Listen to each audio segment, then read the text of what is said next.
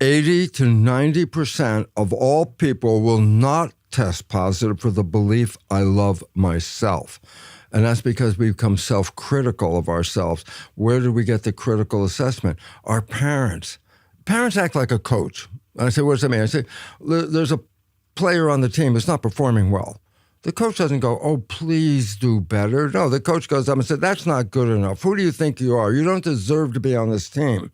I go, what's the coach doing? Needling, pushing on the kid to play better. And the kid being conscious and older is aware, saying, oh, the coach wants me to work harder. The coach wants me to do better. I go, that's cool. And that's what makes the player do better. But when parents act as coaches and the kid is under 7, they're not conscious. They're in record. So I say, what does that mean? Well, the parent says, the child's crying at the store because they want the toy and the parent wants to get out. So the parent just says, you don't deserve that toy, and pushes them out of the store. I said, what did the child learn from that? Download. What was the download? I do not deserve. Or that's not good enough. Who do you think you are? You're not lovable. I go, if a child is under 7, they're not consciously understanding what the parent's saying. They're recording what the parent's saying. And if you feel that you're not deserving and you're not lovable, well, of course, you're going to engage in self-sabotaging behaviors. 100%. Right? You're going to make change for a bit in January and New Year. You're going to get on your new plan. But you are going to go back at some point because you haven't changed the program. And going back to what I was saying before, Bruce, once you truly get to the point of liking who you are, dare I say it, loving who you are, well, someone who loves themselves treats themselves well.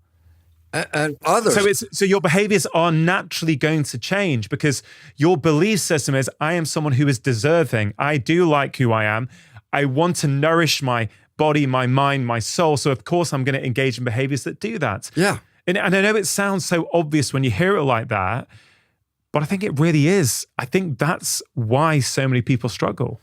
100%. That's why I said 80 to 90% of people will not test positive for I love myself because they were so criticized by parents who thought they were doing like the coach. If I criticize you, you're going to do better. But they didn't realize if the kid is under 7, they're not consciously putting it all together that, oh, I'm supposed to do better. They're just recording. I'm not good enough. I'm not smart enough. I'm not lovable. I'm not deserving. I said, that's a program.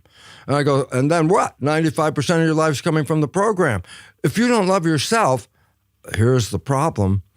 Nobody else can love you. I go, what do you mean? Well, if somebody says, oh, I love you, Bruce, and my program is I'm not lovable, I would look at them and go, well, my conscious or subconscious mind would go, hey, they have no quality control. They can't see I'm not lovable. I know I'm not lovable. What's wrong with them? Mm-hmm. And then you will push them away, and then they're not there. And guess what you're going to say? See? I'm not lovable. Nobody's here. And I say, your own behavior pushed them away because you couldn't accept the love that they were trying to give you. And this is why 50% of these marriages end up in divorce, because if you don't love yourself, then somebody can't say, I love you, and you buy it. Yeah. You can't buy it. Okay, so belief 1, which I think you've tackled really well, was this idea that my conscious mind determines what happens in my life. You've just explained why that is not the case. Right. Okay. A second cultural belief that I think is really common is this. I am not in control of what happens in my life. How it plays out is down to external circumstances. What do you make of that? Well, this is exactly what we just talked about. If you do not see you are participating in your own failure, then where did the failure come from? Just, logically, oh, I wouldn't have sabotaged myself. Then who sabotaged me? Now we look outside and we start to look at, oh, that person did this to me and that person wasn't nice and this person did that. And all of a sudden, you're not giving yourself the credit of I was creating this because you don't want to acknowledge I created garbage in my life. I created this? No. Bruce, I think some people at this point may be wanting to push back and going, okay, I get it, right? I get what you're saying about conscious mind versus subconscious mind.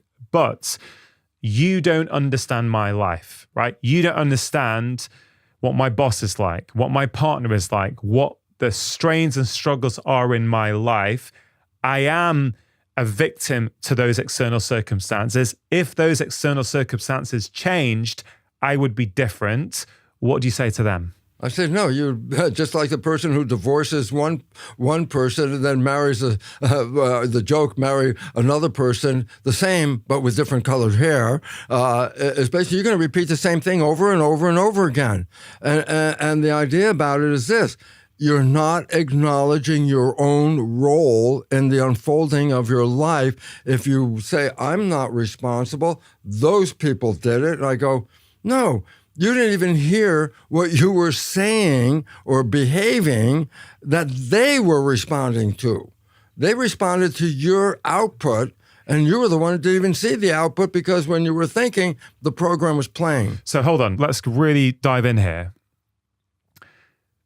Clearly in life, there are some things that happen that are not that great, right?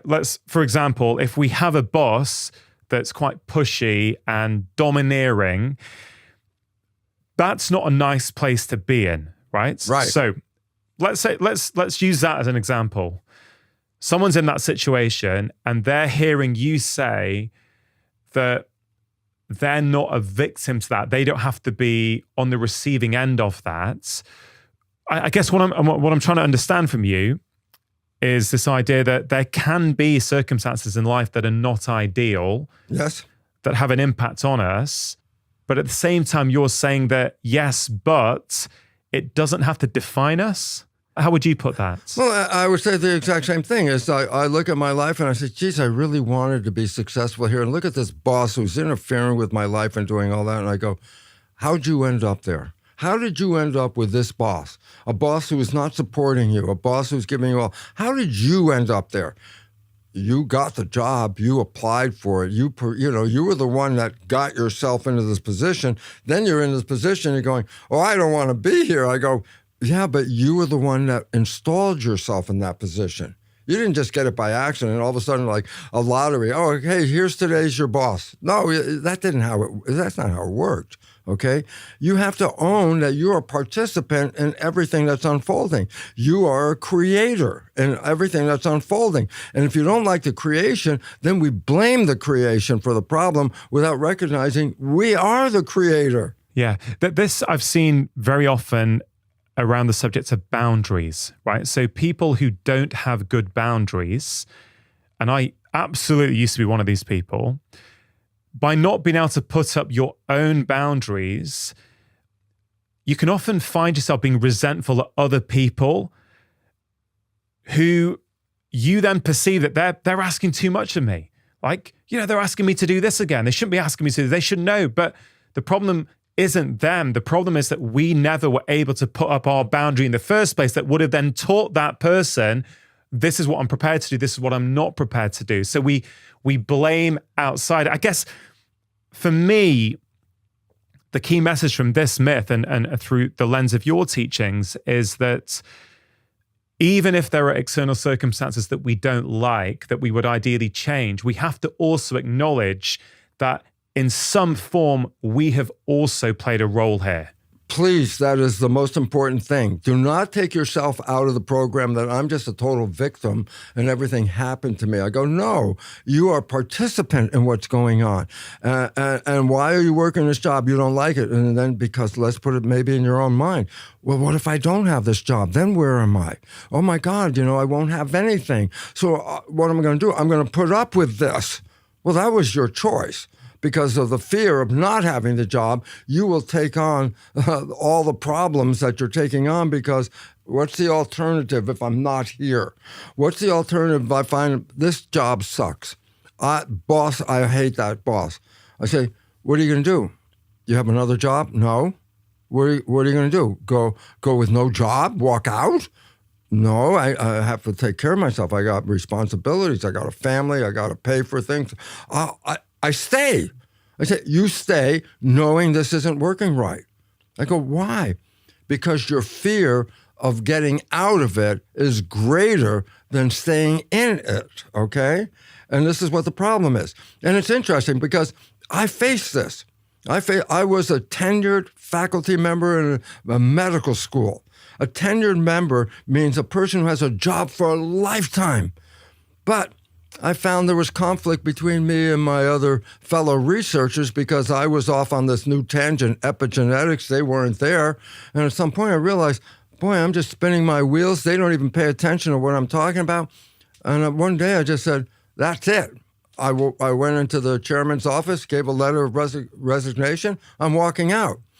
The fear hit me only about a minute after I walked out of the office, where I realized, oh my God, I just threw away my job. And that moment just hit me because I felt so like, yeah, I don't want this job.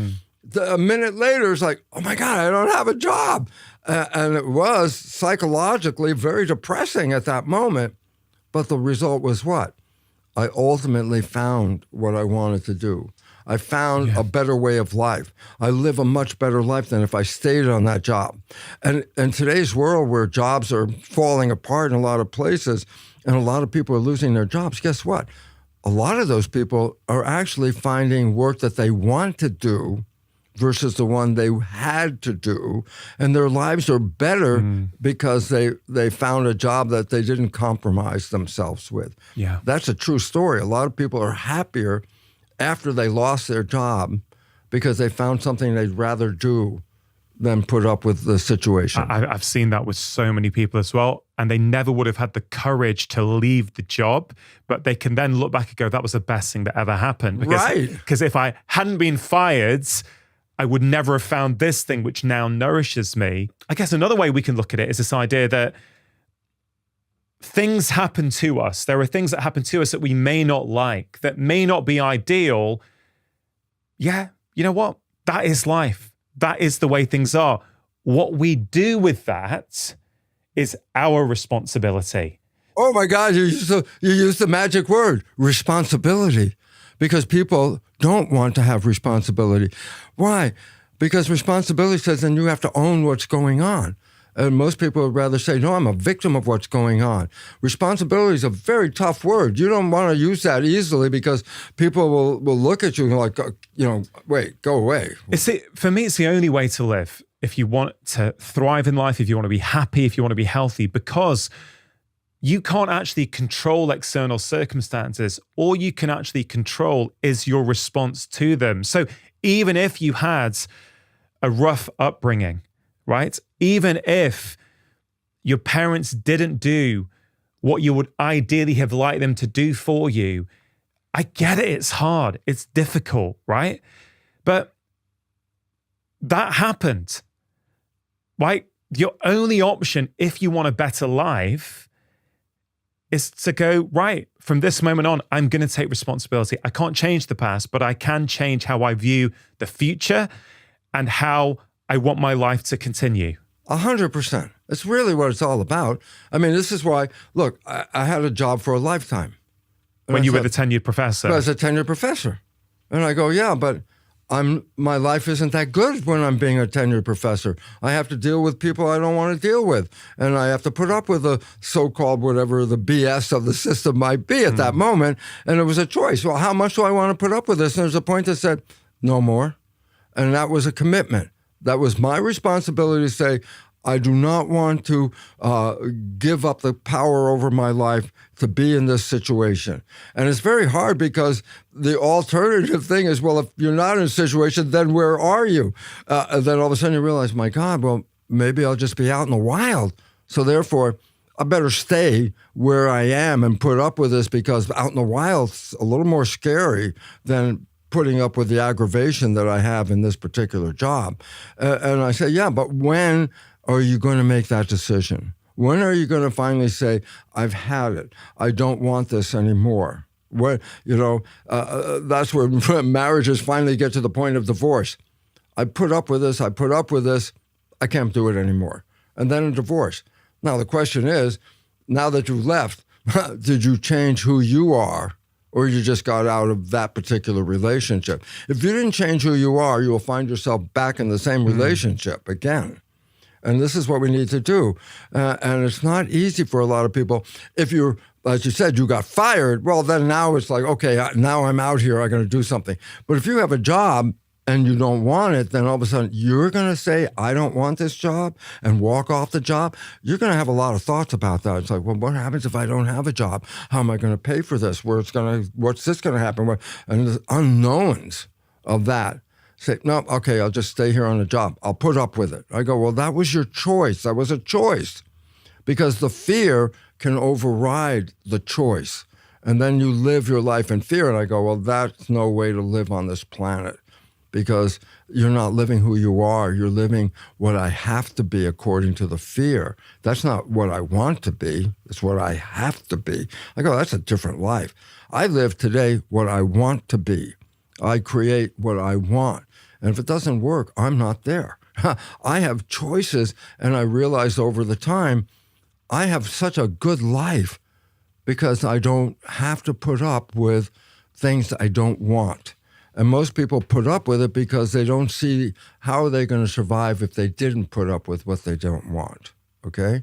And that is the fear. The fear is the unknown, potentially better or not? If I leave this and I'm in the unknown world, what are my chances? Is it going to get better or is it going to get worse? The fear gets worse. That keeps you in the same position because you don't want to let go of what you have at that point.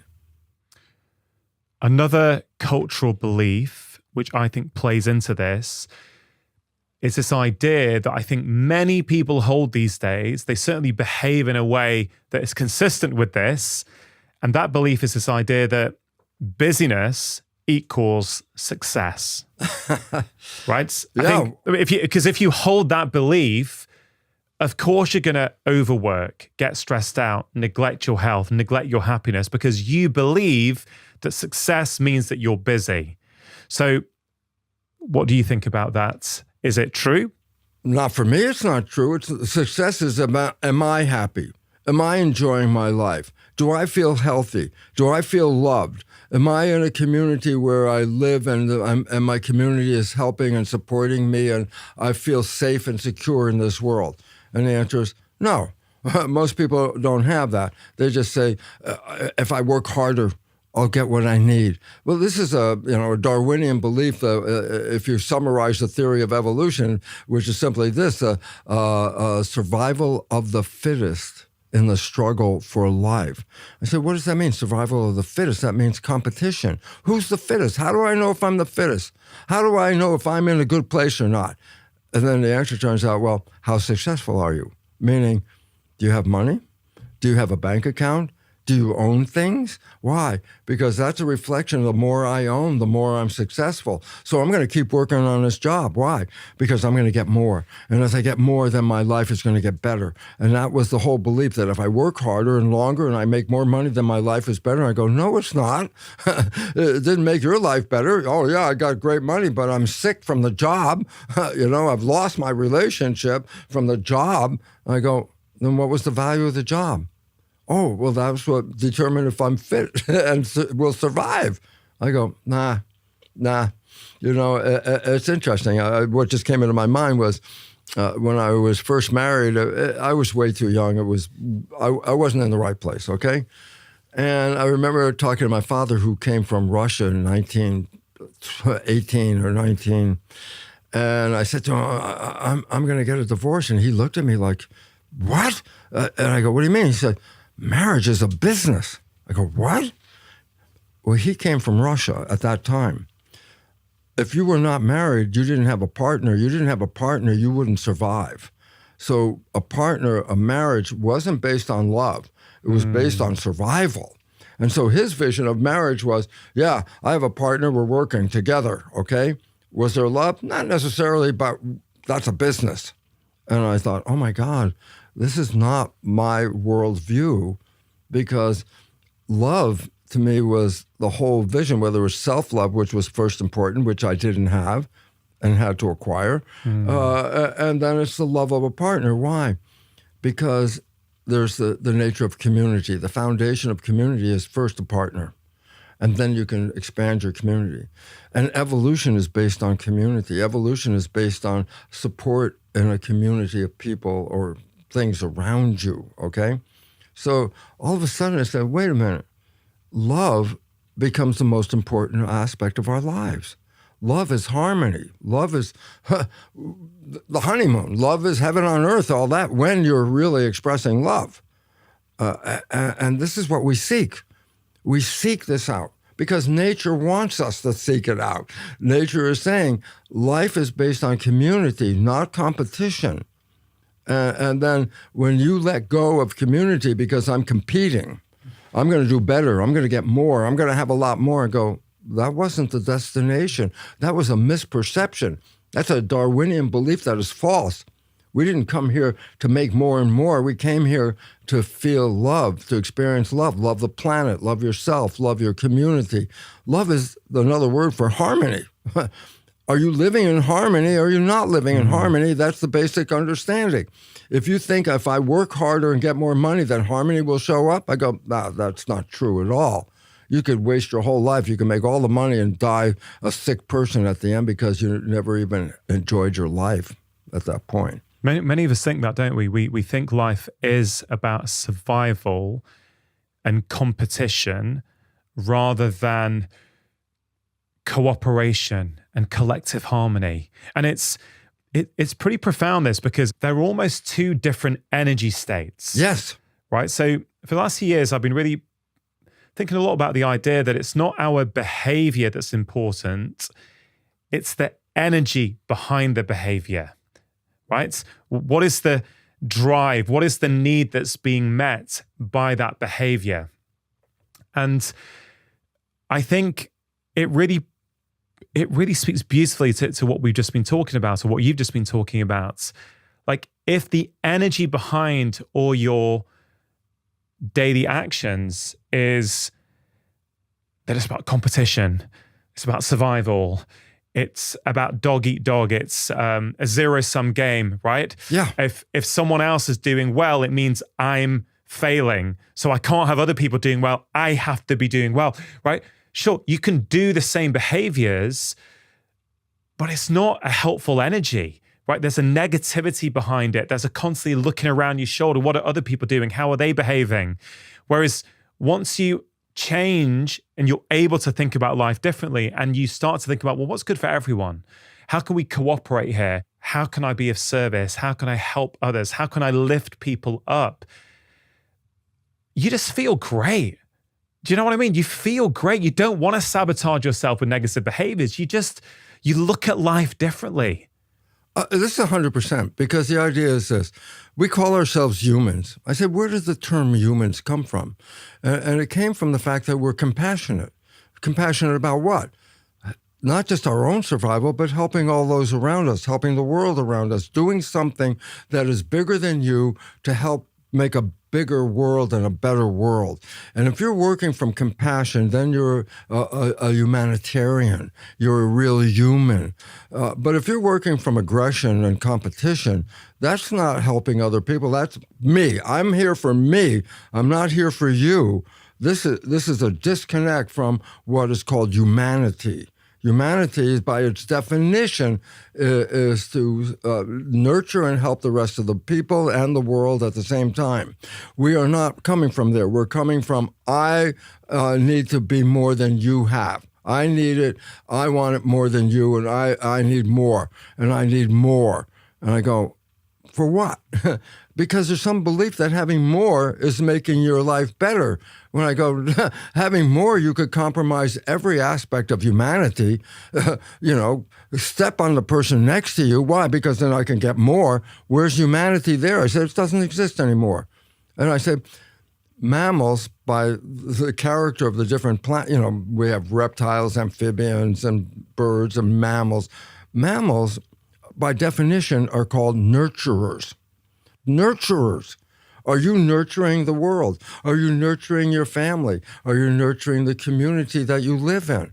If you are, that's mammalian, and then we're doing what we're supposed to do. Yeah.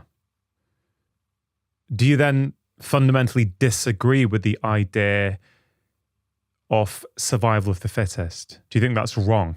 Yes, because survival of the fittest says, who's the fittest? I go, what's the fittest mean? Well, the one with the most toys, the one with the most money. Does that make them better? I go, no. As a matter of fact, they're sucking the life out of everything else to enhance their particular life.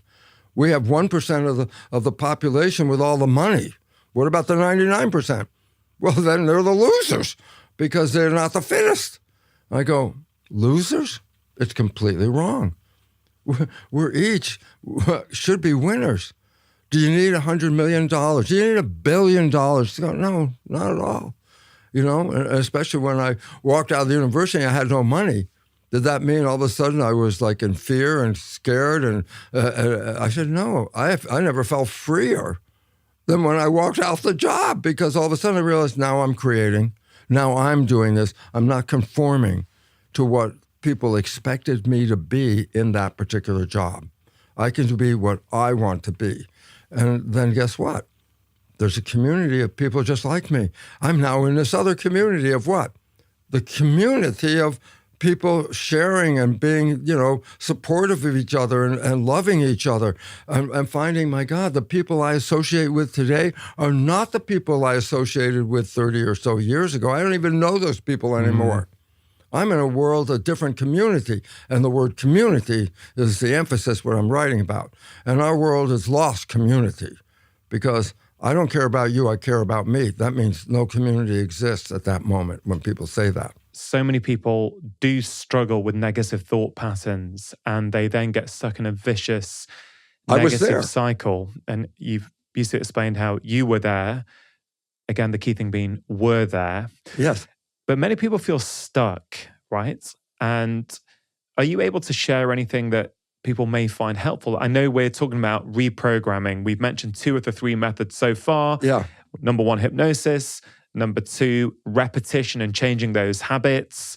We'll get to the 3rd one shortly, but in terms of, I don't know if this is a good point or not for you to share anything practical when someone is really, really struggling.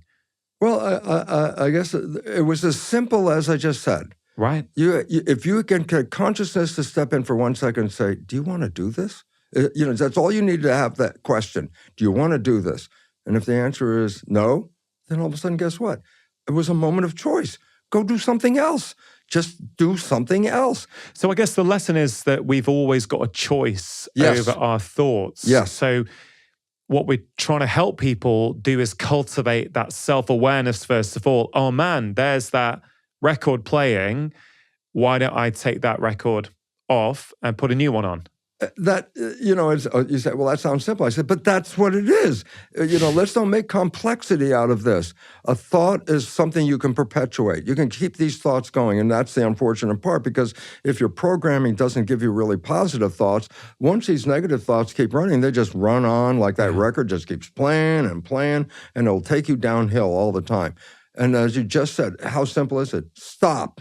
I remember there was a show, Bob Newhart, the comedian, and he was a psychologist, and somebody started, in his office, a patient, and then he just looked at him and said, stop that, stop that. And that was actually what the whole idea was, stop it. But we have a tendency just to keep the record going, keep the record going. And I say, is this record going to take you up? And I say, hell no, this is the downhill record. When's it going to get better? It's not going to get better. So what are you going to do? Stop.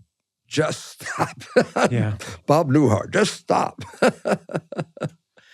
Yeah. And this idea that the first 7 years of our life are crucial. Yes. Okay. But presumably, even if we've made an active decision to change and go, okay, all right, Bruce, all right, Ron, I'm hearing you guys. I am being driven by my unconscious patterns. I'm going to get with the program and start changing this.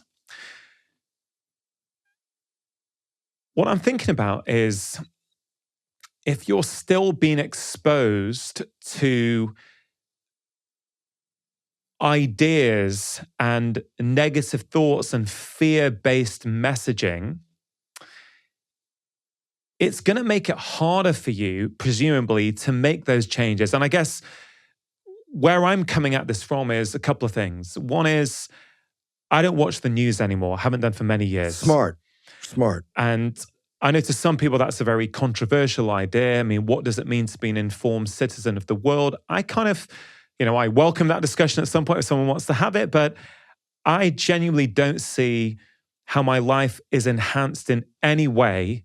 Sorry to interrupt. If you're enjoying this video and you want to learn more, then do check out my free special guide, which contains the 6 crucial steps you need to take in your life to not only build healthy habits, but also to make them stick.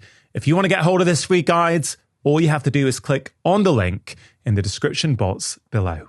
By watching the news, it doesn't make you feel good. It doesn't help you be more loving, more collaborative. It's intentionally, and I don't mean this necessarily in a manipulative way, but just by virtue of the fact that it's competing with other news channels, they've got to make it scarier. They've got to make it more fear-based to grab your attention. Yes. Right. So the news is one thing which I think many people are addicted to watching the news. They watch it and consume it regularly, don't realize what it's doing for their passing. I'd welcome your view on that. And then I guess the follow-on on that for me also is that if we're constantly consuming information from outside news, social media, whatever it might be, it's kind of hard to know who we are. Like, what do we think? Is the way we think really us, or is it simply a reflection of what we've been consuming?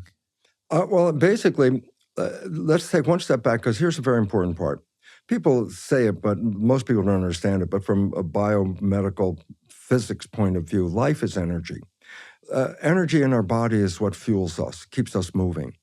And I talk to people, I say, how much of your energy are you giving away every day?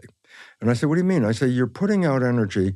Are you getting anything back from this? Or are you making any changes out there with your energy? You can go into a bar, you can have a political argument with somebody, get heated up, which is wasting energy. You get all riled up and you got this argument, and then you walk out of the bar and say, what changed? Did you change anything here? And I go, absolutely not. I said, did you get heated up? Yeah. Did you spend all that energy? Yeah. Did you get anything out of it? Absolutely not. I come up with the idea of, we have a checkbook with our account in the bank. I said that money in the bank is energy. That's what it is, that you can do things with. I said, you don't just write checks for nothing. You don't give, oh, wow, what a nice smile you have. Here's $50 for you, or 50 pounds or whatever. And I go, you don't just pass out this money. I say, why not? Because if you write this check, you're taking it out of your resource and you're not getting anything from it. I said, what if I gave you an energy checkbook? I said, what does that mean? I said, well, if you're going to use your life energy and you're going to write a check here, are you getting anything back from that energy you just spent? I say, can you change something? No. Then why the hell are you putting your energy into it? I put my energy into things that enhance my life or enhance the life of my community. That's where I put my energy. And why? Because it's giving me something productive with my energy. Most people waste their energy with arguments and all kinds of stuff like that. You're not changing anything. You're just using your life, because energy is life. And so it's basically, I said, well, if I give you that energy checkbook, I bet you'd be very much more cautious about how you're using your life energy during the day. Because if you're just wasting it, you didn't get nothing out of it. You changed nothing. So that's how I look at it. I say, if I'm going to put my time into this, do I get something, or does my community get something? If not, I disconnect. Why? Because what am I going to, that's my life. Why do I want to give energy to this when I have no influence over what's going to happen? You can get all the political arguments you want. You're not going to change politics. You can watch the news, and that's the part, because then you get caught up in the story. And I say, yeah, you're caught up in the story. What can you change here? Nothing? Why are you getting caught up in the story? Because you have no influence over the story, except they can eat your energy up, and you can't. And there's nothing that energy that you just used will do to help any of that stuff you just saw on that news. And people, if they actually had to write a check for spending their life energy, all of a sudden you're going to see how quickly lives are going to improve. Because what they're going to do is now keep that energy for their life instead of giving it away. Yeah. I want to talk about relationships, Bruce. We've spoken a little bit about how our subconscious programming can negatively impact our health and our mood and our day-to-day sense of well-being, our relationships with other people are a huge source of well-being. They're a huge source of stress, but they can also be a huge stress reliever if we have these close, nourishing relationships. And Right. where, in your view, do these unconscious patterns play out in our relationships with other people? Oh, well, I could give you the best example, me. Because I said, look, you get programmed in that first 7 years. And I said, how do you get programmed? You watch your parents, family, and community. So in that 7 years, how do I know about relationships? Well, I watch my mother and father because that's the example of relationships that I'm downloading. Well, they were dysfunctional. And I say, so what was the result? I acquired a dysfunctional understanding about relationships by observing them and downloading those kind of programs. For 40 plus years, I could never get a relationship off the ground. Why? Because if I start all of a sudden playing these programs, then potential relationships would disappear because nobody wanted to do that. My parents didn't want to do that, but they did it, but I downloaded it. And that's when I started to realize, my God, I have to change this whole thing about relationships. And I rewrote my own programming to understand, look, what I downloaded from my family, this is not going to get me what I want in this life. And it comes down, what do I want? Oh, now I have an idea of what I can program. And the joy about this is I didn't have any really good relationships. I met my partner now, Margaret, when I was 50 years old. And guess what? We've been on a relationship over 25 years of a honeymoon. A honeymoon, 25 years, wake up every day, go, oh my God, I'm still here. Here's my beautiful partner. And we share and we love and we work together and we do all these things. And it never would have happened because my programming from being in my family would never have provided a happy relationship with anybody. And it's interesting because I wrote the book called The Honeymoon Effect.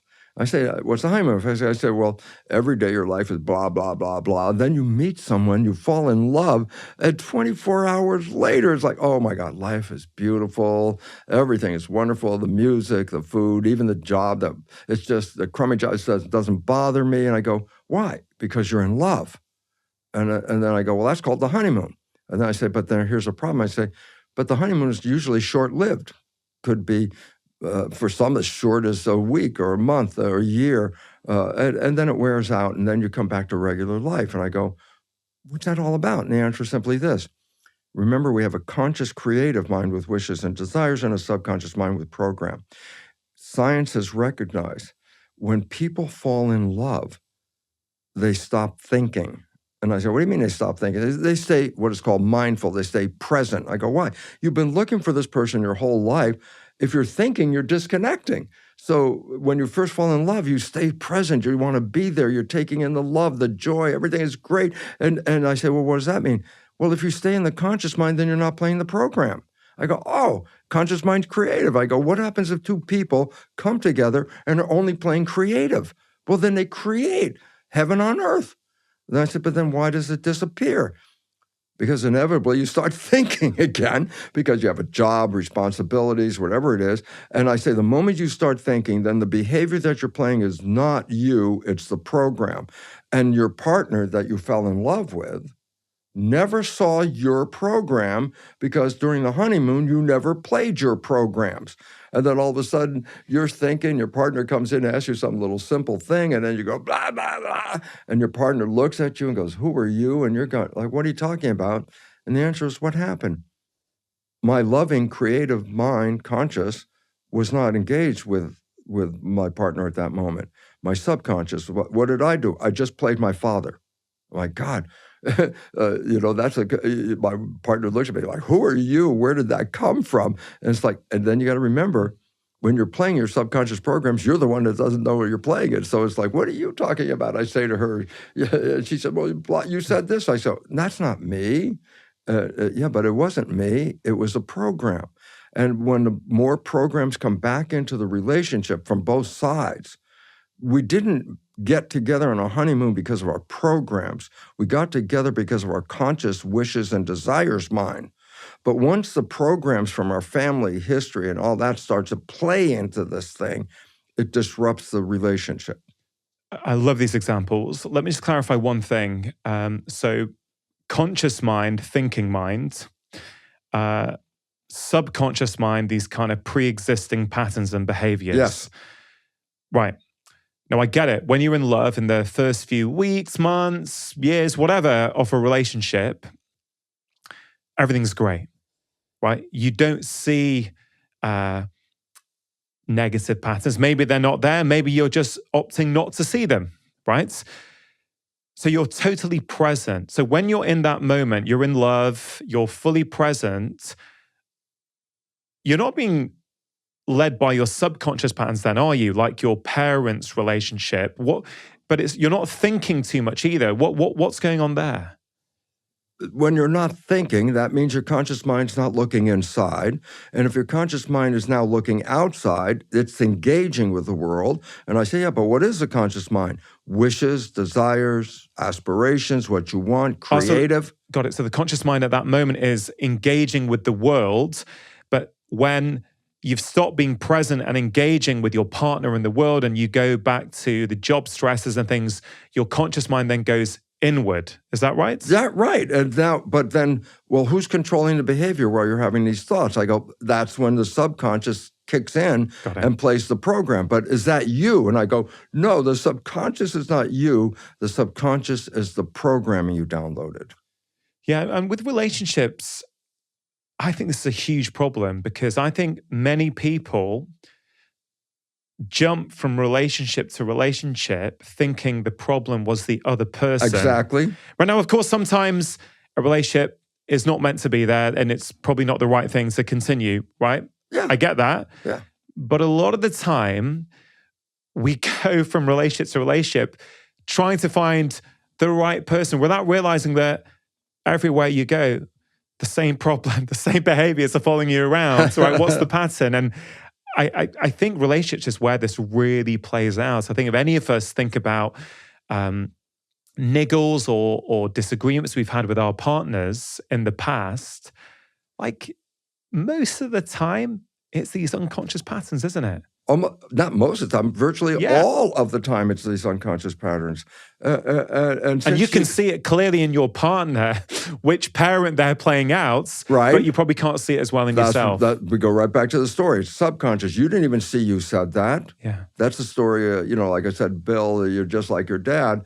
And he denies that he's like his dad because when he plays those programs, he's the only one that can't see it. Yeah. So when we play subconscious programs, by definition, why are we playing these programs? The answer is because your conscious mind's engaged and it's not paying attention to what you just said.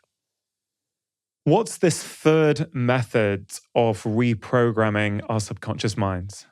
It's new. It's very new. And there's an old saying, necessity is the mother of invention. And I say, well, what's the necessity? I say, human behavior, science recognizes the fact.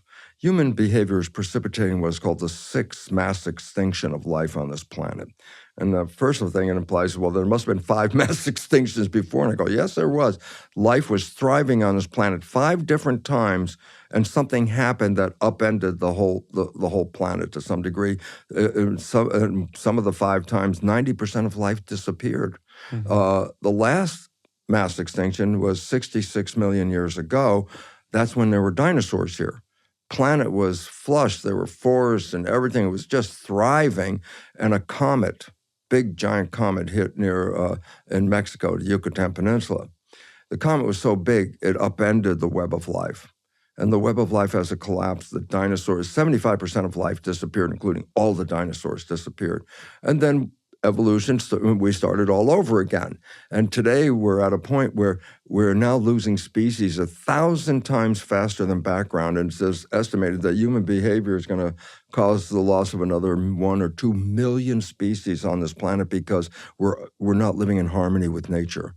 Okay, we're upsetting a balance. We're facing this. So it's human behavior that is causing this problem. So it's interesting because we have to change our behavior faster. We can't just keep on the same behavior because we're creating the problem with this behavior. So I said, well, what happened? a new form of psychology has come about called energy psychology. It's not typical cognitive therapy where you talk about, oh, this person did that, my mom did this, my friend did that, and this is why I'm here, and you cry, and you got tissues, and you review your life, and I go, it works for some, but it's not that really good, because when you do cognitive therapy, you were replaying all the problems that you had. So you're just like pushing the button every time, like, that's why all the tissues are there because you cry all over this. I say that the new version is called energy psychology. I don't have to go backwards to find out how I got a program. I have the program. I don't have to go back and say, who created that program in me? What incidents created that? Who was responsible? That's more the cognitive end. And I go, it's irrelevant. Why? You have the program now. They're not here anymore. So do I have to go back? And the answer is no, you have to deal with the program. And I said, well, what's the program? Well, we talked about that. I said, just look at your life wherever you're struggling. It's not because the universe wants you to struggle. You're struggling because you're programmed. So now this thing is, do I have to go back? I say, no, what is it you want versus what you have? And there's a process called super learning. And you go, what's super learning? Well, I can tell you some people how they go into a bookstore and they can move their finger down the page of a book. As fast as they move that finger down, just like boom, like a second or two, they read every word on that page. That's super learning. You could read a book in 15 minutes or something like that. If you can engage the super learning process, then you can get a reprogramming, not in days, weeks, or whatever. You can get a reprogramming of your programs in 15, 20 minutes. Walk away completely different after that. And that's because we've got to change our behaviors really quickly in order to sustain us on this planet right now. So energy psychology is a number of modalities that engage the super learning process.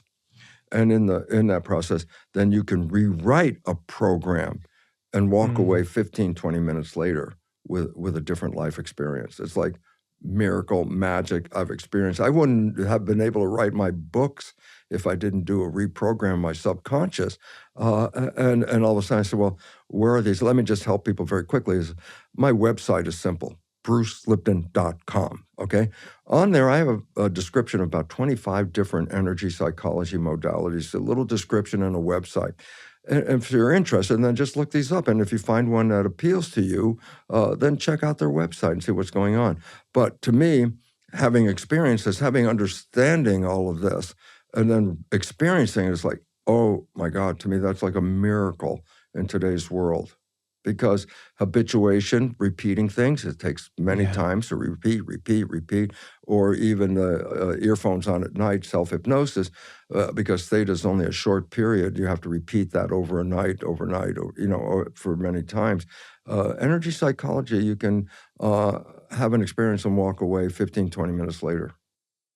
Well, I definitely would love to learn more about these different energy psychology modalities. As you were describing the benefits and that you can potentially reprogram patterns in 15, 20 minutes. Yes. Right? What I like about that, because we haven't really mentioned specifically trauma yet by name.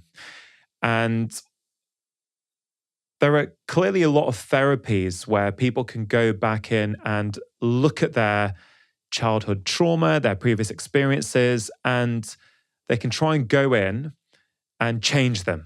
Yes.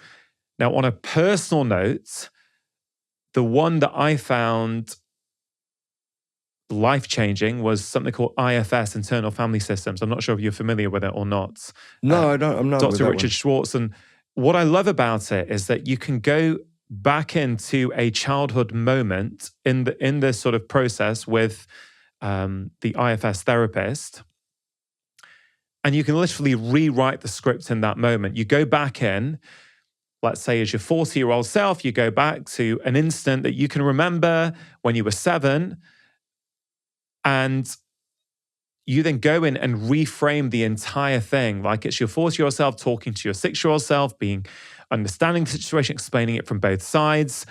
And they've got some really good research on this. Yes. And it's when you go to sleep, a new memory gets laid down.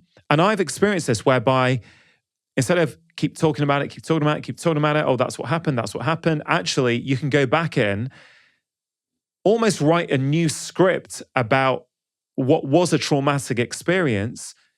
And then you just start playing out a new pattern because you've rewritten that script. And I appreciate it may not be the same thing as energy psychology. I don't want. I would list it as energy psychology. Would you? Yeah, because it's not going through that repetition of let's go over and over and over again and try to talk you out of it. Do you think people can get locked sometimes in a pattern of looking at their trauma and just stay looking and say, I'm not criticizing anyone for that. I just wonder sometimes, can we stay there too long? Well, yeah, because when you go back and you play it over and over again, you're just repeating the same trauma over and over and over again. So you're making a habit to continue the trauma by experiencing it again and again and again. You're just repetition. That's what we talked about, habituation. Now you're just taking an old pattern and habituating it to even make it stronger than it was before. Yeah. So there's so many different ways. So like the program you just said, these are ways that how can I shortcut the system, and how can I get in touch with that subconscious to do this? And this is really we want to fix ourselves, but we always think it will change the world. The world is causing the problem. Look, you wake up in the morning, you wake up and you say, today I'm going to get healthy, or today I'm going to find that relationship or a better job. And you go out all day and you come home at night and it didn't work. And I said, well, what does the average person think about in that regard? They got up in the morning, today I'm going to be successful. They came home not being successful. I said, what do they think about at that moment? They go, oh man, well, that person interfered with me and this thing interfered and that thing happened. And all of a sudden, what are they saying? I'm a victim of these things out there that interfere with my destination.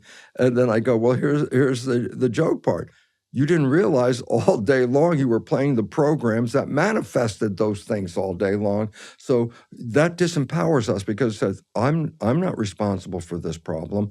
All these other people are responsible for this problem because you did not see your own participation in this thing.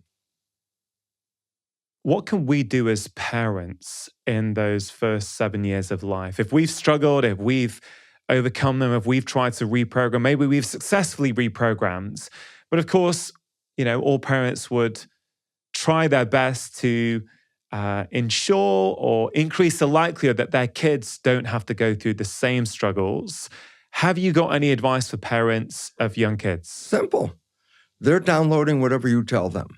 If you start telling them the story that you want them to be, you're smart, you're intelligent, you're beautiful, you're powerful, repeating this because you remember, they're downloading these behaviors, okay? And so when they are operating 95% of their life and they're defaulting to these subconscious programs, what are these programs? I'm powerful, I'm capable, I can do anything, I'm smart, because most of us are defaulting to the criticisms. Not good enough, who do you think you are? You don't deserve this. I go, well, both situations are right. Whatever program you put in, you're going to manifest. So if I'm going to be a parent, then I want my child to start off with, we love you. You are one, giving every positive statement to that child as an infant, even just after they're born. And I go, people think, they start talking baby talk. I say, this kid is downloading your words right now because the subconscious is a download. And I say, so what are you saying to this child? And that becomes critical because then whatever you're programming at this point will activate 95% of the life of that child later. And if the child's gone past 7, because of course these 7 years are critical. Yeah. I don't want to put words in your mouth, so let me just ask the question. Is it still worth changing these patterns and trying to help them download the same programs? Let's say they're 8, 9, 10. Let's say they're teenagers. Yeah. If you've now hearing this conversation and you thought, you know what, when my kids were young, I had all the negative self-talk. I kept calling myself a loser. They probably picked that up from me. I don't want to feel guilt. There's no point for the guilt and beating yourself up about that. can they still change it even if their kids are above the age of 7? Remember, the second way of change was habituation. Yeah. So if it doesn't make any difference what age they are at that point, if you habituate a new behavior, then that will download. Yeah. It takes a little longer, but than before age 7, but it's still how you put a program in. Habit, repeating and repeating this, it becomes habit at that point. What do you do on a daily basis, Bruce? Are there any routines, any practices that you do to keep yourself in this happy, contented, creative mode? I wake up in love. I just wake up in love. The rest of the day flows so beautifully. There's no practices anymore for myself. Why? I put those programs in. They run automatically. I don't have to even practice it, because practicing means I don't have the program and I want to make the program. But if you already have the program, then you don't have to do the practice. And all of a sudden, you just naturally wake up. You're in love. You naturally are helping your partner, your community, your friends. It's natural. So it's not like, let me work on this. Let me be more loving to my partner. It's like, I don't have to be more loving to my partner. We're already fully in love. It's like, people say, I love you more or something. I say, no. I always tell my wife, how much love? Full amount. It's like the gas tank. How much love? Oh, I'm filled up with love. You can't put any more love in there. It's already filled up. It's already there. And so practice, by definition, means something's not working and you want to engage yourself to make it work, and then you do a practice. But what if you did the programming already? When I got with my partner, Margaret, I still had programs from my parents that weren't any good. But she knew about programming. I know about programming.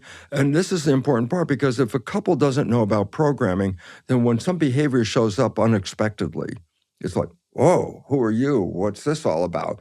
But if you already know that programs exist and a bad program comes up, it doesn't go into an argument. It can go into a discussion. Do you want to have this program? And then I would say, what program? Well, oh, you didn't see what you just said or did? And it's like, oh. And I said, well, let's change the program. And then we change the program. So what do? Over a period of time, you edit these programs. And when it gets to the point of it's editing, then do I have to practice more editing? I go, no, I changed these programs already. Here's a simple point. I said the conscious mind is wishes and desires. The subconscious mind is program. Yes. What if you took your wishes and desires and put them in as programs? Then the answer is what? Whether you're conscious or whether you're subconscious, you're still going to the same destination. Yeah. And that's the secret part. This is not a lifelong struggle. Once the programs are set, you don't have to work on it anymore. It's already done. Yeah. So it's not like, I got to do this every day. I go, no, if it's a program, you will automatically do it every day without even thinking you're doing it. So powerful. I've really, really enjoyed this conversation. Bruce, this podcast is called Feel Better, Live More. When we feel better in ourselves, we get more out of our lives.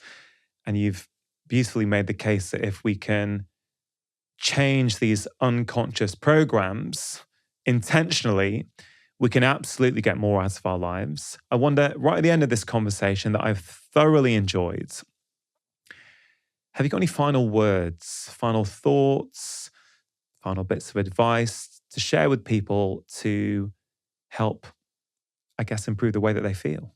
Well, it's just basically simply this, is that we are creators. We came here to create. But if you've been programmed, then you're not creating, the program is creating. And the idea is if you can then use your creation to put the program in that you want, then you can manifest what you want in this life. That's basically what it is. And the idea is, what is it we're really looking for?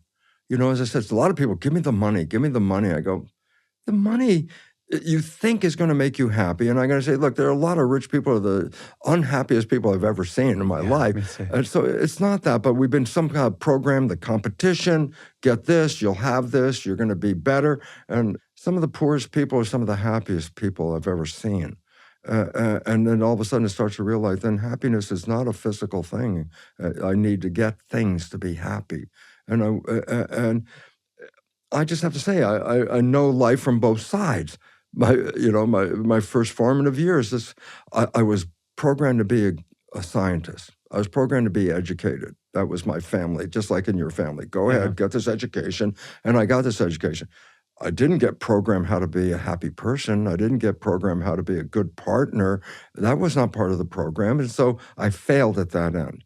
But now I've compensated for that. Sorry to interrupt. If you're enjoying this video and want to dive deeper into the topic of sleep, I have created a free special guide containing my top 5 science-backed tips to help you get your best night's sleep and reduce fatigue.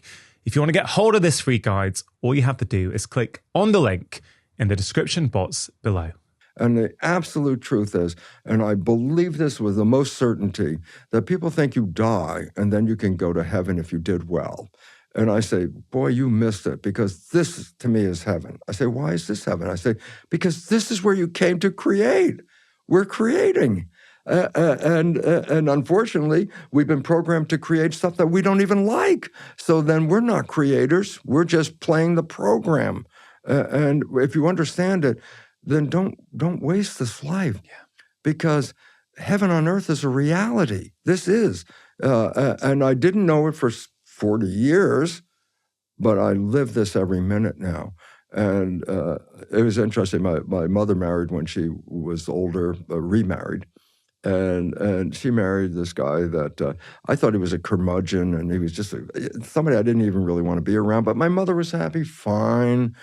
But the story about it that was so neat is that he lived to 97, and he had cancer, and my mother took care of him at home. And the last week of his life, he essentially wasn't even there. He was just in a more like a coma kind of thing. And then 2 days before he died, his eyes opened up and he was there. He was there. And he said to her, "I didn't have any fun." And I thought, oh my God, 97 years old. He's going to die in a couple of days. And it just dawned on him. He didn't have any fun. And I thought, I'm not going out that way. I'm going out saying, my God, thank you for this opportunity to be here. You shared with me this morning that you are almost 80 years old. Yeah. Okay. Most people in society, I would say, have a belief that at the age of 80, you're not going to be traveling around the world, dealing with jet lag, being cognitively sharp, giving keynotes in front of thousands of people to share your wisdom, right?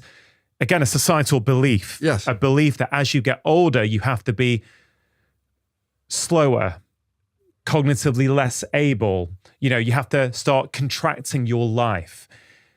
You're clearly an example of someone who is not doing that. You seem just as energetic and as sharp to me as 2 years ago when I think we spoke in London, yes. right? And it's interesting because anti-aging and longevity is like the hot topic in health these days. I'd love your perspective on this. What do you think of longevity? And what do you think about this belief that as we get older, our life has to contract? Well, since life is based on belief, if you start buying the belief, I'm getting too old to do something, and I hear people say, oh, I'm too old to do that. I say, when you just said that, you've committed yourself to being aged at that point. Mm-hmm. I can't do it. I'm too old. You just admitted that. I'm not ready to admit that. Why? That's not my belief system. My belief system is I get life from engaging. I get life from helping. That's I want to be that helping guy. I want to be up there and say, you can have a better life. Let me show you. Let me give you the science of how to do this. And then the idea is when people buy this, their energy increases. But then when their energy increases, then the field I'm standing in, all of a sudden the energy of the field has increased. Everybody in the room feels higher and happier just because they were sharing all this information. Where is aging? Well, aging is a belief system. I say, what? Wait, when you grew up, you saw there were young people, and then you saw that people got older, and then you saw some very old people. What did you learn? Remember, programming first 7 years. Oh, people get old, and then they fall apart, and then they're dead. I go, well, that's a belief that you bought. Yeah. Does it have to be that way? And the answer is no. And the simple reality is if I buy the belief and then I say, oh my God, I'm 80, I'm one of those guys. I should be falling apart right now. I shouldn't even be here. I should be sitting in a chair in my backyard, staring at the landscape. And it's like, no, life is energy. I'm not giving up the energy. I love the energy because I get the energy back. And the energy I get back is not conflict. It's love energy. Hey, Bruce, thanks for giving me the power that I didn't know I had. Yeah. And all of a sudden it's like, oh, wow, I get gifted with their energy. And the idea is I am not of the mindset of, oh, I've reached a certain age and now I'm falling apart. No way. There's a profound understanding of biology. It's called use it or lose it. I go, what's the point? And the point is every part of your biology is based on use it or lose it. We always think, oh, the muscles, I work real hard, I build up these muscles, and then all of a sudden I'm not using them, then the muscles disappear.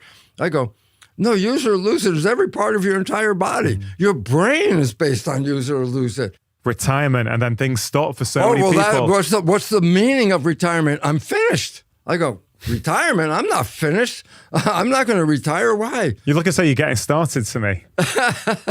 I'm just a happy guy. You are. I will, honestly, before you arrived this morning, I said to my wife, I said, you got to meet Bruce when he rocks up. He's just full of a warmth and a happy energy. It appears to me that you're very intentionally living this life of joy and gratitude, and you're deciding to live that way. You're not being a victim to the way you might wake up one day. It's like, no, this is how I'm living. I'm choosing to live this way. Is that an accurate reflection? Absolutely. I don't see old. I'm looking out these eyes. There's no age vision looking out through the eyes.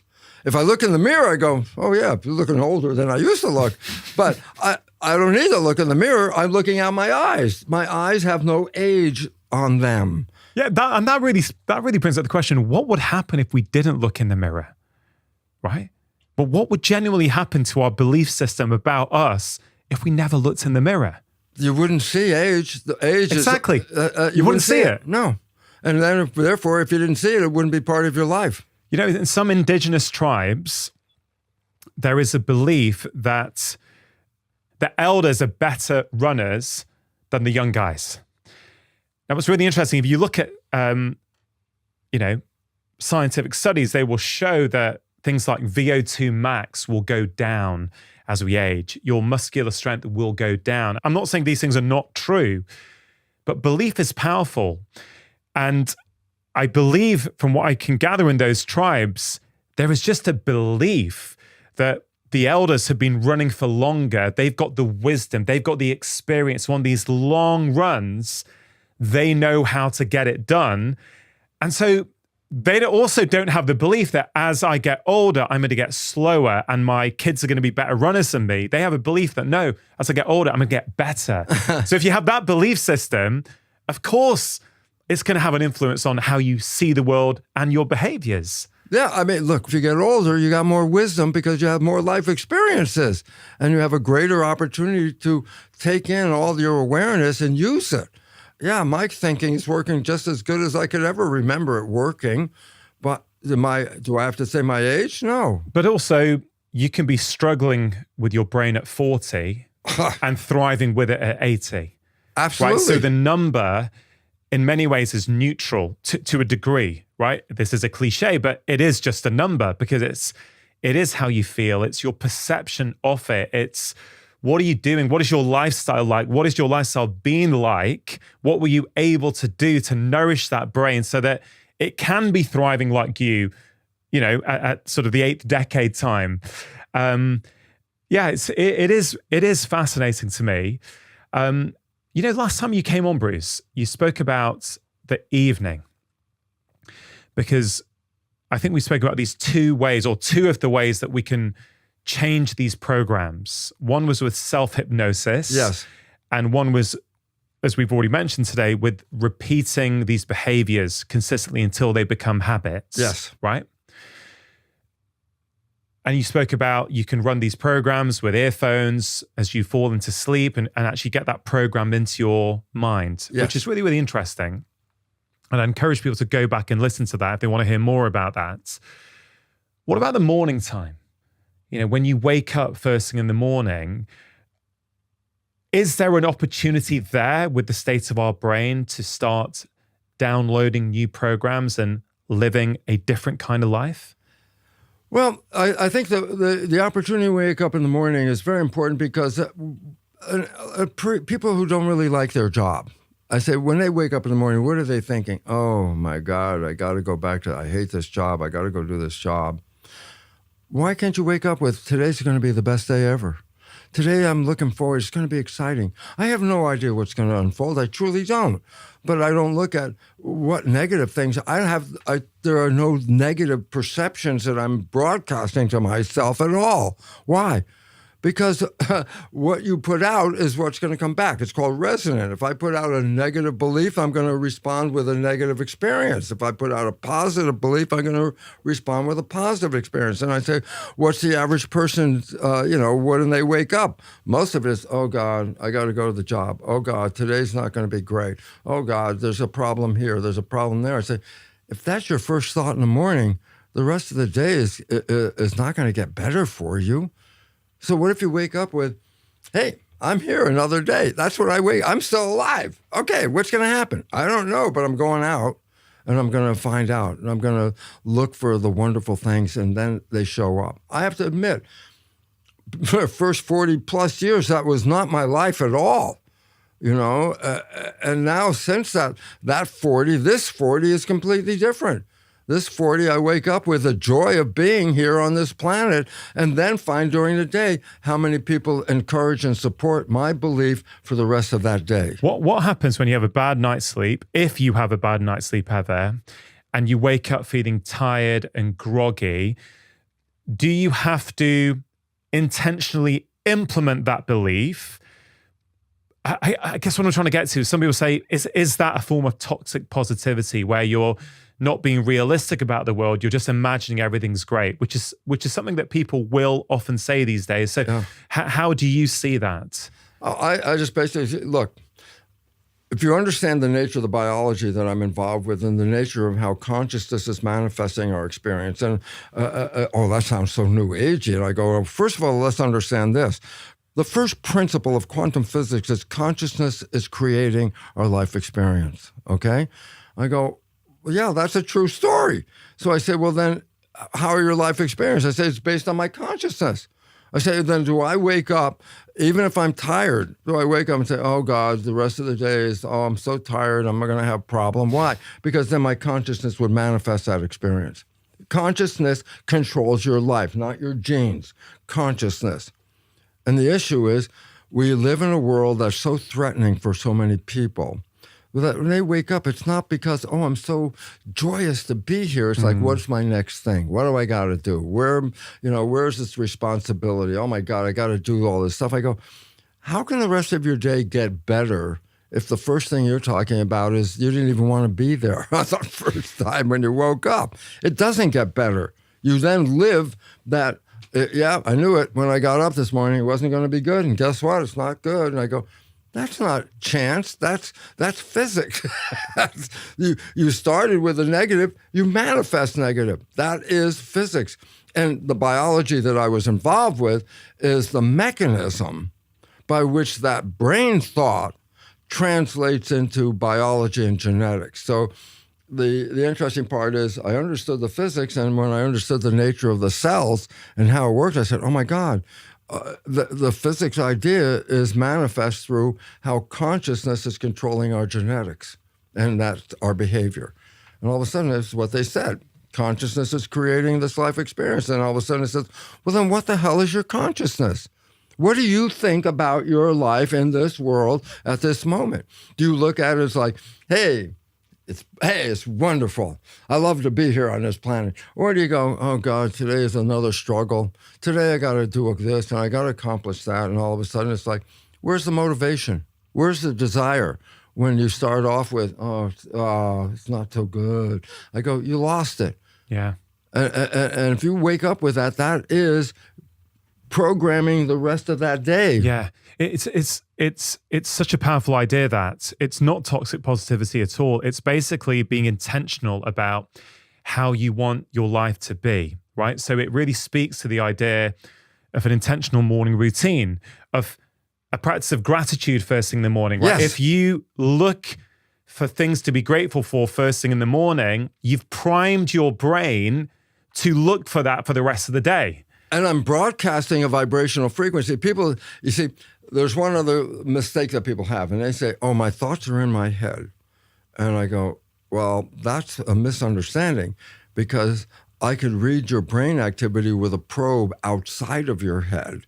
Electroencephalograph is where you put wires on a person's head and you can read their brain function. Magnetoencephalograph, a newer version, the probe that reads your brain activity doesn't even touch your head. It's away from your head. That for people is going to be, I think, brand new information. So they're used to an EEG, if going to hospital, getting wired up with that. Yeah. But the wires are on your head, they're on your scalp. Yeah, so you think that it's reading what's inside. But you're saying something can read it from the outside. The newer device is not EEG, it's called MEG, magneto instead of electroencephalograph. And the probe that reads your brain, it reads it just like electroencephalograph, but the magnetoencephalograph probe doesn't even touch you. It's outside. Is this why, Bruce, that if you go into a room and two people have been arguing, but the argument has finished, right? So there's no words being spoken anymore, you can pick up on the energy, right? You know that. You know when you've walked into a room when something's just gone down, even if it's not going down anymore, right? So what is that? Like, how do you explain that energy that we can pick up on? Because the first thing is this. Biology is based, the first communication of biology with the most primitive organism on this planet is to read energy. In other words, since energy is life, okay, then reading energy becomes very important, because if you're reading that energy is being sucked away from you, then you don't want to be there, because that means you're losing your life. And so primitive organisms always read the field. Are they in the right place, okay? Energy determines our field. It's like feng shui. In quantum physics, every object is actually energy. Well, if you surround yourself like a crystal with different objects with energy that supports you, then you enhance your energy field, okay? So everything around you is giving off energy, and then you find yourself reading the energy of wherever you go. But this is vital for survival for all organisms except for us. Because all organisms, they don't use language. How do they know if they're in the right place or the wrong place? They only read the energy. And we do that, but we were programmed generally as kids. Oh, don't go by your feelings, which is an expression of energy. Don't go by your feelings. Listen to what somebody has to say. I say, oh my God, you lost your power. Why? I can say any damn thing I want. But energy is energy. And if you walked into that room when the energy was now just broadcast through that room, you walk in, you're a receiver of that broadcast. Energy is what you read. That's natural. And the idea is, if you were actually reading the energy of everything, you would never find yourself in the wrong place, because you would realize, oh, bad vibes. Don't go there. Bad vibes means loss of energy. Good vibes, oh, enhancing energy. This is how organisms that are not human determine where they're going. Trusting their gut, trusting their intuition. That's all they know is the energy. Is it good or bad? Whereas we let our heads get in the way. Often it can help us, but it can also get in the way depending on what we're thinking. Absolutely. You've lost the information in the field by not paying attention to the energy, because then, programming-wise, we've been programmed to not feel that energy, not to go by a feeling. You mentioned feng shui. Yeah. And I've always wanted to, how can I put it, get an expert in feng shui round to see how things are orientated in my house, right? I've never done it. But I guess for anyone who's skeptical, I think we all know, like, if you in your bedroom move the bed to have a different orientation, it might just feel off. Now that could, you could argue that's because you're used to it a certain way, but I don't think it's that. I think, you like your sofa a certain way in your living room, and if you move it around after a while, it just doesn't feel right there. It needs to be there. Right. So I guess we kind of intuitively know that, but the Western rational scientific mind is more likely to go, that's a load of rubbish, right? A sofa is a sofa, a bed is a bed. Put whatever, and I go, no, but that's not true. You decorate your house. As you just said, you put pictures on the wall that are in harmony with you. You put the furniture in that's in harmony with you. You set it up all around. I always give in my lecture, I talk about, most people have a living room set, which is a sofa and 2 matching chairs. And I go, if you have that in your living room, which most people do, I say, I bet you there's one of those chairs you will sit in and you won't sit in the other chair, even though the chairs are exactly identical to each other. I go, why would you sit in this chair and not in this one? The answer is because that chair happens to be the focus of the energy that you put around the room, the pictures, the whatever, the color of the walls, whatever you're doing, you set up an energy field. That's your field. And that's why it's comfortable to you, because you set it up. You go to your neighbor's house, they got a completely different energy. You walk in, you can feel like it doesn't feel good in here. Why? Because whatever their objects of energy are in the room are not in harmony with you. So when you decorate your room, you put everything in a place where all of a sudden it says, oh, that feels good. That's what it is. It feels good to have the couch this way, not that way, okay? Now, here's an interesting thing. When people change their lives, radical change, guess what? They change their room. They change their hair. They change their clothes. They change because all of a sudden the old energy that put them into that original place no longer is the same energy of where they want to be. They either move the stuff, buy new stuff, change the stuff, or move out of the place they're in into another place. Why?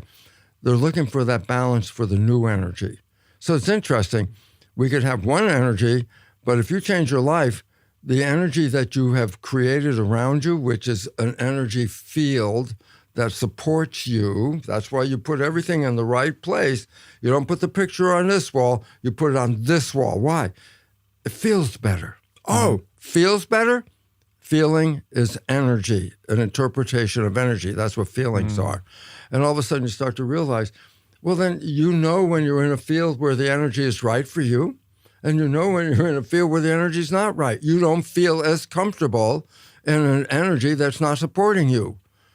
You walk into a room and the energy in that room has just been messed up by all the people. You walk in, you feel it right away. Why? The most primitive organism on the planet determines its life behavior by reading the energy. A bacterium doesn't just go anywhere. It follows where the best energy is, because more energy, more life. And then I say, well, then you make a crystal of energy in your place where the energy feeds you. And as you mentioned, does the couch face this way or that way? That changes the energy field. And then you find just where the crystal structure is, and that's how you designed it, right there. It was not an accident why you put things here and put things there, or you got this piece of furniture, or you put that plant, or whatever it is. Everything is energy. That's quantum physics. Now the question is the energy in harmony with you, or is the energy in disharmony with you? And your purpose in supporting your energy is to create an environment where the energy around you supports your energy. So when you go home in your house and you pick that one chair that you like to sit in, then you can relax. You sit in the other chair, all of a sudden it's not relaxing. I like that chair. I said, but the 2 chairs are identical. It's funny, like we all have this. There's a spot in my living room where I sit and meditate every morning. And occasionally I might try somewhere else, and it just feels wrong. I don't feel quite as grounded and as present there. So I go back to the one which I like. And it's just... And why you like it, the question is, I like it. And I say, so what is it? Was it the color of the wall? Or was it the fabric on the furniture? I go, no, it's everything. Because in quantum physics, everything is energy. Yeah. And therefore, we seek an environment where the energy supports who and what we are. And that determines a lot of your behavior, where you're going to go and what you're going to do is, am I going to a place that enhances my energy or take it away? And going back to morning routines then, or what we might do first thing in the morning, this idea of starting the day with gratitude. Yes. Starting the day with, let's say, that question that I asked myself, what quality do I want to showcase to the world today? It is speaking to that energy. It's programming yourself to look for those things, to behave in a certain way that day. And let's be honest, what's your other option? What's the option that so many people take? Roll out of bed straight into Instagram, straight into the news, straight into emails. Listen, I've done that before. I get that you can do that, but just know that there is a consequence to that. Yeah. You're unlikely to have your best meaning-filled day when you start it off that way. It's not impossible. It's just unlikely. You're definitely increasing your chances of success by starting your day in a more intentional way, aren't you? Absolutely. And I love it because at my age, I always joke. I say, hey, I'm still here when I wake up. I'm still here. I'm alive. It's like, okay, that's a good start for today. I'm alive. And then go from that right there. I wake up in joy because I'm still here. I love this place. I love this planet. And that love is what gives me energy. Yeah. And energy gives me my life. So what do? Well, as I said, I don't look at the news. I don't. Does anybody ask my opinion? Did anybody say, what did Bruce think about this? Like that I would make a difference in the world? No. Then why should I put my energy into something I have no control over? But I can control my life. Well, and on that, you are making a huge difference in the world because by putting the energy into what really matters for you, you go around the world, you speak on podcasts, you give live lectures, you empower people with this information and knowledge. So you are making a huge difference to people's lives, but you're doing it your way, in the way that aligns with you, which I think is a very, very powerful message. Bruce, I always love chatting to you. You do have a lovely, warm energy, which is a pleasure to be around. To finish off this conversation, yes, you've been speaking about these themes for decades now, okay? All over the world. For someone who is struggling in their life and doesn't know how to change things, what are some of your top key messages that you've learnt over the past few decades that you want to impart to them?